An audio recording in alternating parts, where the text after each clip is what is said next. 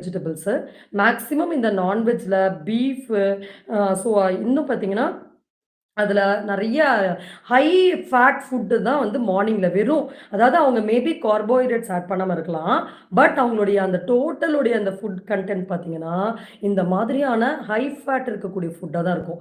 சரி, மத்தியான வெஜிடபிள்ஸ்ல கூட பார்த்தீங்கன்னா, கேபேஜ், காலிஃப்ளவர் அந்த மாரி இங்கிலீஷ் வெஜிடபிள்ஸோட கன்டென்ட் தான் அதிகமா இருக்கும். ஃப்ரூட்ஸ் எடுத்தா பனானா இந்த மாதிரி இருக்கும். சரி, நைட் அவங்க எடுக்கக்கூடியது பார்த்தா, நெறைய நட்ஸ் எடுக்கிற மாரி அவங்க வந்து சஜெஸ்ட் பண்ணுவாங்க. நெறைய எல்லா விதமான சீட்ஸா இருக்கட்டும், இல்ல கேஷ்யூ, பாதாம், பிஸ்தா இதுதான் வந்து இந்த பாலியோவுடைய காம்பினேஷன்.